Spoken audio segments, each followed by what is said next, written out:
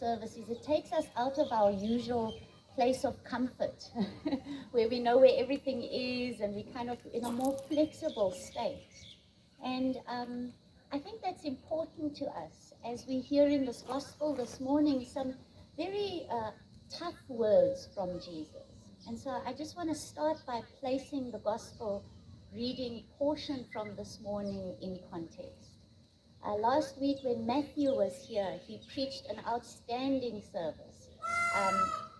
You see, they agree. He preached an outstanding sermon on this question of Jesus asking us, who are you? And who do you say that I am?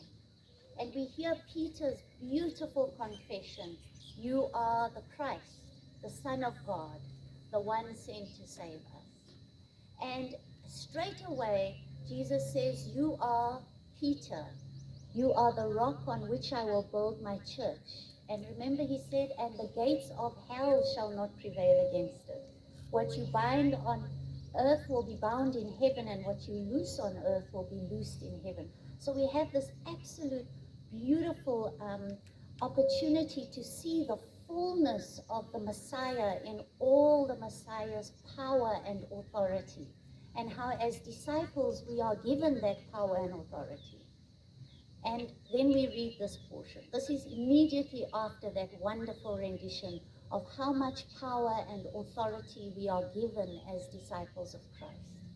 And Jesus starts to explain to his disciples, this is when he begins to teach them, that I am going to go to Jerusalem. And in Jerusalem, I am going to suffer many things at the hands of the authorities. And I am going to be crucified, and I am going to die, and I'm going to rise again. And Peter, God, I love Peter.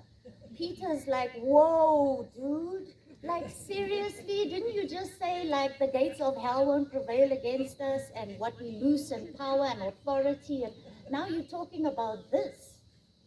And Jesus rebukes him. I mean, he's just said to him, blessed are you, Peter. Now he says, get thee behind me, Satan.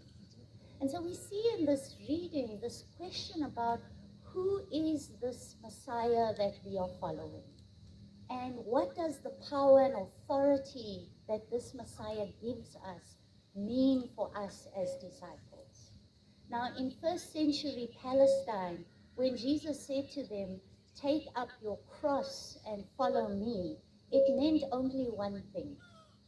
Roman crucifixion was reserved for criminals. It was the most shameful way to die. Crucifixion was also a painful way to die. And one of the ways in which they broke the human spirit and showed that as Rome we have full authority and power over you is that you even had to submit to carry the instrument of your death to the place of your death.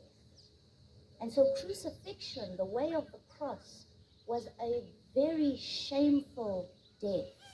This is what Jesus was saying to his disciples at the time, that if you want to follow me, you have to take up your cross daily and walk the way of the cross.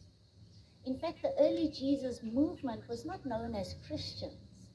They were known as people of the way, people who follow the way of the cross, people who follow the way of Jesus. And post the resurrection, we can interpret this way of the cross, this way of life, as being a complete self-entering, self-emptying, and a surrender to God's desire for the world to be healed. A complete giving of life to the point of being willing to give up death, give your life up and to die, so that you may be part of God's dream for creation. And so we see this paradox of our faith, where losing our lives, we find it. Following the way of the cross, emptying ourselves, being obedient unto death, brings us great life. And so I wanted to unpack that a little bit for us this morning. In the English language, we kind of use this term, I have my cross. We all have our crosses to bear. And we usually talk about it when It's something that we don't like to do, you know, like I have this friend that, you know, just never listens to me. They're my cross to bear. Or we talk about it as a burden that we have in life. You know, we all just need to carry our crosses and just keep going and see to finish. But in fact, that's not necessarily the way of the cross. And I'd like to offer a different interpretation. My interpretation is that when Jesus walks that way of the cross, when he goes and he's crucified, he dies, he's buried, and he rises again, what he conquers in that moment for us as disciples is the fear of death. The fear of death and the fear of shame, the fear of being ostracized, the fear of not succeeding. The way of the cross gives us an interior freedom. We are free from the fear of death because we know that death, where is your sting? Christ has victory over you. And often the opposite of faith, the opposite of being able to really deeply surrender your lives to something that God is calling out in you, is stopped by fear. Fear of pain, fear of death, fear of suffering, fear of rejection, fear of not being wanted by other people. But as Matthew spoke so beautifully last week, he said, your identity is given to you by Christ. It is Christ's view of you as the beloved that stands the test of time. And so when we are called to walk the way of the cross, we are called to greater freedom. We are called to be released from fear of all those things that may hold us back. We are called to live in a fresh relationship with all of those around us and with creation. And we are invited into becoming part of God's dream for the world. God's dream for a beautiful, loving, compassionate, how else would you describe God's dream for the world? Where there is no more sin, there is no more death, there is no more sighing, there is no more hunger. God invites us to this interior freedom so that we may truly participate in God's dream. And so that is why we can do things like what Paul talks about this morning. We can do things like bless those that curse us. We can do things like, if your enemy is hungry, feed him. We can do things like love one another with all sincerity of heart, because we are walking to a different standard. We have a new perspective on life. We don't see things the way that the people around us may necessarily see things. We hear Paul talk so beautifully about live in harmony with one another. Do not be proud. As far as is possible, keep peaceable relationships. We are called in the way of the cross to live in new relationships to ourselves, to one another, and to creation. And so I want to kind of end this portion. Yes, I'm ending, don't worry.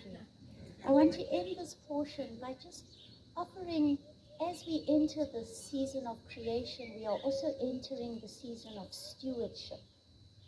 Coming to understand that God has given us a special privilege to be stewards of God's gifts and God's creation.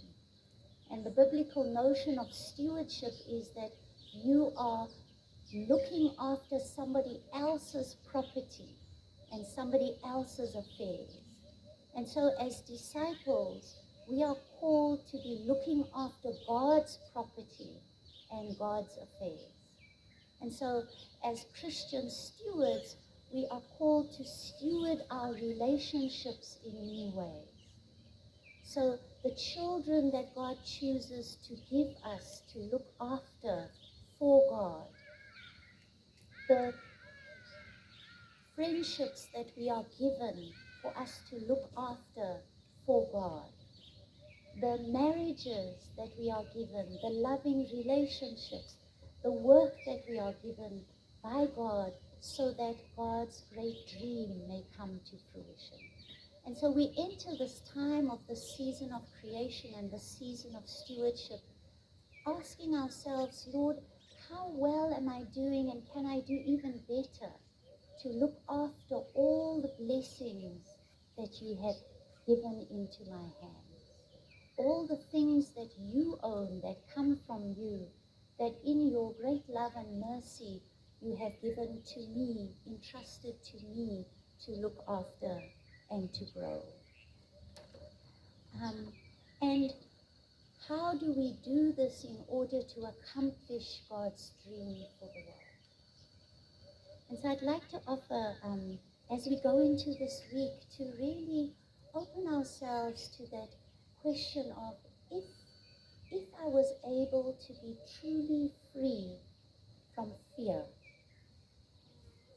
death, fear of failure, fear of rejection, fear of pain. All of us have our own version of those fears that bind us. If I could be truly free of that, to follow God's way and to follow God's call for me to participate using everything that God has given me, what difference would it make to me today? What difference would it make to the way I live today? In the name of Christ. Amen.